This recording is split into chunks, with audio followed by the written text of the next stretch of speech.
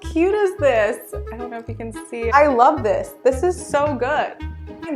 I designed this. Guys, I'm a designer. What's up guys? In today's video, I'm gonna be showing you how to launch print-on-demand products inside your Etsy store. Now, if you don't know what print-on-demand is when you use a company like Printify that has thousands of products, whether it's t-shirts, sweaters, coffee mugs, house pads, suitcases, literally thousands of products that you have the opportunity to print designs on. So kind of like a sweater like this. As you can see, I printed it on that sweater. And then when I get an order for that sweater on my Etsy account, I'm going to use a company like Printify that then fills the order and prints it for me. So all I have to do is be putting out a bunch of designs. This is freaking awesome. Dude, I'm gonna do a giveaway.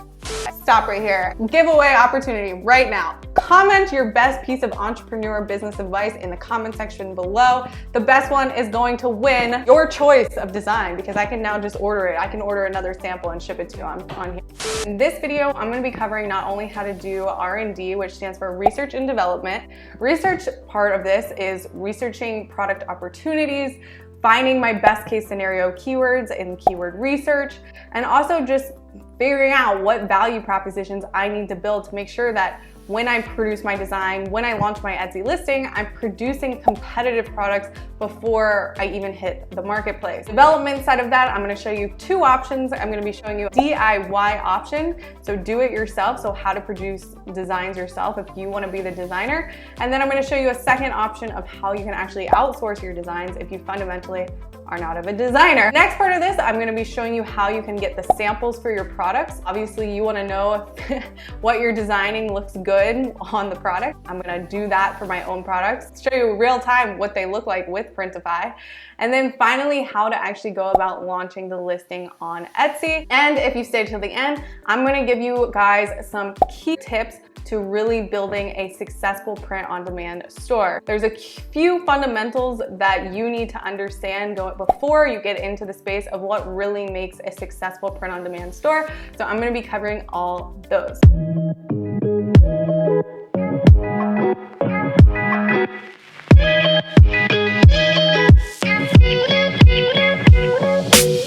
Welcome back guys. Again, my name is Hannah Gardner. If you're new to the channel, I teach and talk about how to build brands mainly on Etsy and Shopify. I started this journey back in the beginning of 2020, making videos, documenting my journey, literally in real time, sharing back everything that I've learned along the way. Now, today, one of those things being the print-on-demand model. As you know, in my other videos, I don't currently sell anything print-on-demand, but as far as doing research and development, the marketing side of things, it pretty much is all the same strategy, except obviously with print on demand, it's a lot easier because Printify does the fulfillment for you, where my brands that I currently have now, we do all the manufacturing, design in-house, and hold all the inventory here in my office. So this model is even easier than what I'm doing now. It is actually something that I'm legitimately interested in doing now that I've actually gone through this whole process and a lot of research has gone into this video, making this video right now. So the niche that I'm interested in launching some POD products in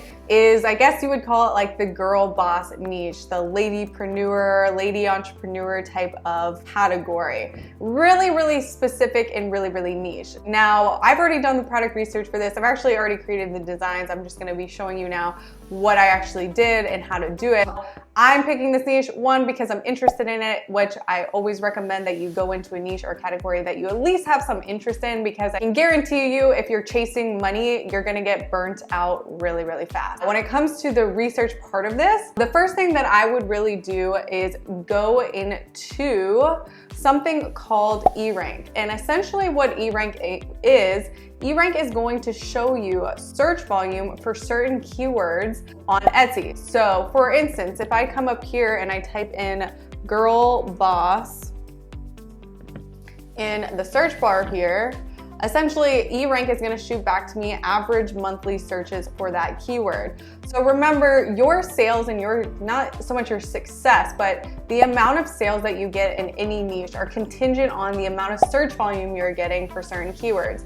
Now, I've obviously already done the research for this and I've made a list here. So as you can see, girl boss, the keyword girl boss alone has about 2,200 searches a month. I've built a list of all these words here. So there's other words like boss babe, entrepreneur gift, entrepreneur shirt. I can sort these by the top searches to the least amount of searches. And essentially, now that I've chosen this niche, what I'm looking for is, out of all the keywords that are available to me, what are the best case scenario keywords that are getting not only the highest search volume, but also the best keyword product fit for my product. So I don't want to just put high search volume keywords in my listings that if they actually aren't a fit for the product, because then you're just going to be wasting impressions and clicks on keywords that, you know, when people click on the listing, it doesn't match what the person is perceiving that item to be. That is how I would do some keyword research just at the beginning, at the top of your head. Just think of some words that are a keyword product fit and start building a sheet. So start taking these keywords and start throwing them into a notepad and basically start sorting them based off best case scenario keywords that you have available to you. In reality, if you can find not only high search volume, but low competition, if you can find those keywords and those opportunities, that's even better, but sometimes that doesn't always happen. Now, this is just the first part of this, is just coming in here and searching keywords at the top of my head, just keywords that I'm thinking, and starting to build a list based off of some of the data that eRank is showing me. Now, the second part of this is I'm not only gonna use eRank, but now I'm gonna actually take this keyword here, boss babe, or actually I'm gonna do girl boss since it's a higher search volume keyword, and I'm gonna put this back into Etsy. And so when I put girl boss into Etsy, I wanna see what types of products are ranking here on the first page for that keyword. And could they potentially be print-on-demand products? And if they are, and they are on that first page, that could indicate that that style or that design is a really high converting design, and I could probably do it as well. So I actually had the idea already before I even typed this in of this girl boss crew neck sweater. I love crew neck sweaters. I love oversized sweaters.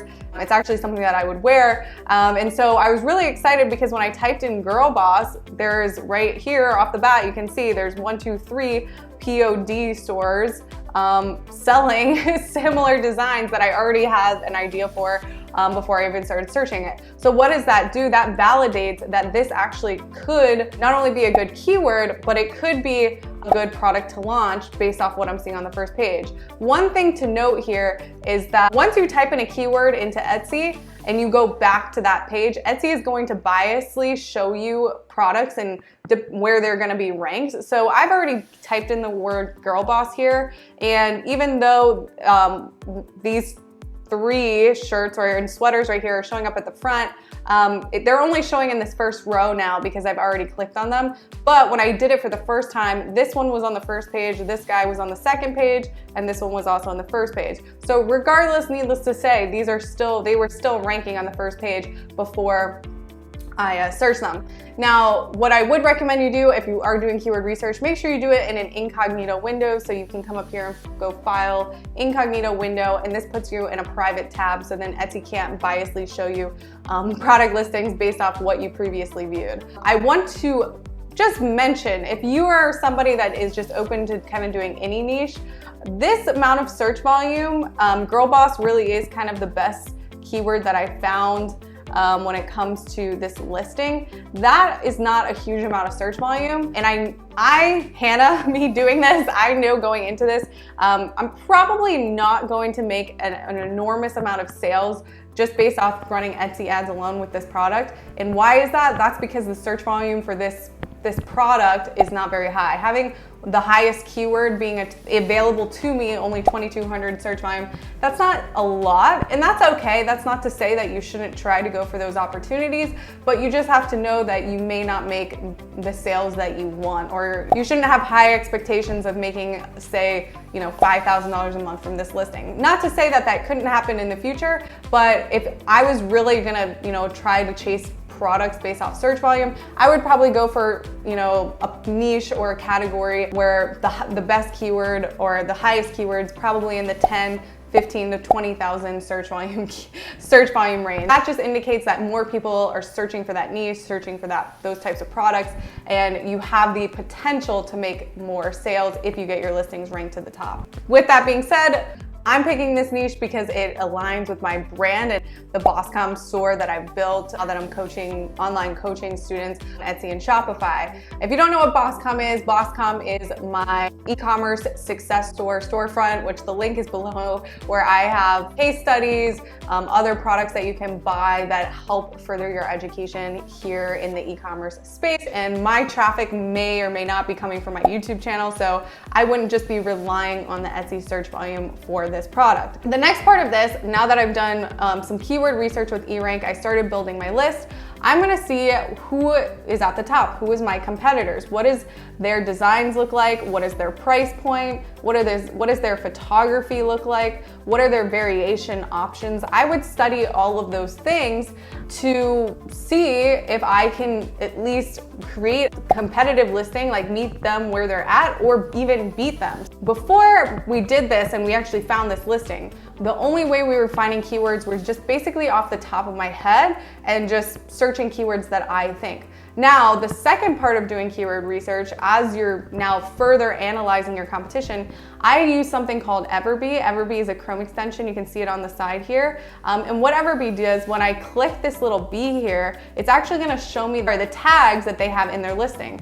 So what I'm gonna do in here is see, did I miss any keywords? Did they put in keywords here that I didn't think of on the top of my head? And then I'm going to further explore these keywords and see if I should start using these keywords as well. So maybe there's keywords that I missed. So for instance, girl boss shirt. I did not look up that keyword before, so let's just see if this could be another one that I would add to my list. So girl boss shirt, it's only getting about 348 searches a month, but that's a really good keyword product fit. So I wouldn't overlook these smaller keywords, the smaller search volume keywords, because that's a super hyper targeted keyword. That's a really, really great keyword product fit. So if that was a keyword that I had missed, I would probably include that somewhere in that listing as well. I just showed you how to analyze one competitor, but I wouldn't just base your designs and your value propositions and your price points based off one competitor. I would probably try to find 3 or 4, and overall the goal is, what is their price point, what is their value propositions, what variations do they offer, and can I beat them or can I meet them where they are at? Now the next branch of this is we need to actually go and produce a competitive design. So I use something called Canva. Canva is literally like Photoshop for beginners. It's so easy. They have thousands of templates. Canva looks something like this. And essentially, I can even come into Canva right now and type in Boss Babe Graphic like this. And it's even gonna give me some designs like this. So if I wanted to, in theory, just use this design and put this on a t-shirt, I could just come in here, delete this. I could turn this into a white background. If I didn't like this color here, I could come up here and change this into anything that I wanted. It is so, so easy. And Canva literally, you literally can type in anything in the search bar and they're gonna throw back stuff at you. Here's another one, which I think I even used this one and I changed it. I took this and I changed it into, let's see what it is down here. Boss babe, think like a lady, act like a boss. It's just crazy how easy Canva is. I would always recommend getting the Pro plan because it's gonna unlock more fonts, more color schemes, design templates, so easy. So essentially what I would do is I would come over here, say I wanted to take this design and put this on a Printify shirt. I would come here and I would download it, and I would do a PNG with a transparent background. And I'm only gonna download the one that I want, which is on page 10. And we're gonna download this. And here is the design. All right, cool. So now I have an example of its design. And so essentially what I would do now is inside of Printify, I would essentially come in here and choose what product I want to print my item on. So I mean, there is literally hundreds, probably thousands of items that you can print stuff on. They have underwear, they have home decor, journals, notebooks, every single thing that you can think of. So I'm wearing a crew neck New Blend crew neck. Okay, so this is the crew neck that I am wearing. So essentially, if I wanted to place my design on this hoodie here, all I would do is I would hit start designing. And now I know it's a good design, a good product. It has a 9.7 rating. It ships from the US, so I know it's gonna ship fast. It's showing me that the price is $16.30, but if I get the Printify premium plan, then it's only $12.55. So if I start designing here, all I would do is hit add design, and that design that I just exported, we would come in here and put it on our item. And there it is, easy as that. Then I would position it higher if I wanted it higher. I would make it a little bit bigger if I could make it bigger. So we just made it a little bit bigger, and then we would save the product. Now, if I want to choose which colors that I want to offer, right now I think I did not select what colors that I want to offer. So I would actually come in here and I would edit this. The colors that I'm offering right now is all these colors, but let's say I just want to offer this white, beige, maybe this brown color. We could do this color. I don't know, I just like neutrals. Maybe pink, save product. And now when I go to look at the product, it's gonna show me some images. It's gonna give me some mock-ups. But if I wanted to add some images, I could do that as well. It's gonna give me the description, the title, and now if you wanted to integrate this with your Etsy store, all you would do would come here, hit manage stores, and then you would just log into your Etsy account from here, and that would sync the two together. So then if I hit publish here, this is actually gonna publish this listing as a draft listing, or actually an active listing inside of my Etsy account. So I would not hit publish until you're actually ready to publish, but you can do all the optimizations. You can add in a title, you can add your description, make sure you have all your variations options ready to go, your shipping profiles, which is your shipping profile that you're gonna have to set up in Etsy before you do this, and then you're good to go, and you can publish this into your Etsy account right away. So the cool thing about this as well is when you actually go to the product listing, it's gonna give you a retail price. So it's saying here that the worst case cost is $16.30 to $17.79 if you don't have the premium. Remember, if you have Printify Premium, this is even cheaper and it makes your margins even better. Now that you see how I've designed one item, obviously that we're gonna wanna go ahead and order some samples of this item. And Printify makes this so freaking easy. So literally, some of the designs that I made is this one. So Girl Boss, which is the one I'm wearing here. And then I did this one. I did a heart-shaped mug. Look how cute this is. Literally a mug that says Boss Babe with a heart stem. Ship it like this. How cute is this? I don't know if you can see it. I'm actually really proud of these. Like, look how cute this is. Printed this one as well. Boss Babe. So I don't know, I'm obsessed. I think the quality is great. I think the printing on it actually looks pretty expensive. You will go to Free People, you'll go to Urban Outfitters, you'll spend $80 on a hoodie. That's the exact same quality. So Canva is a really good first option if you want to try it yourself.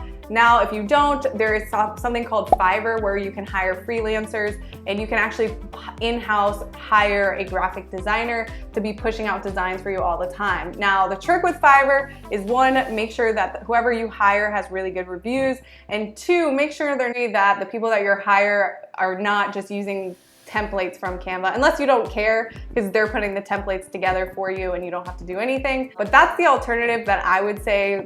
Canva being the first, do it yourself. Fiverr, if you don't want to be the designer, hire somebody to do it for you. Now, the last part of this is really just optimizing your Etsy listing. So as I mentioned before, inside of Printify, you can go ahead and you can give it a title with an optimized title. I will say that you are going to want to add some more product photos.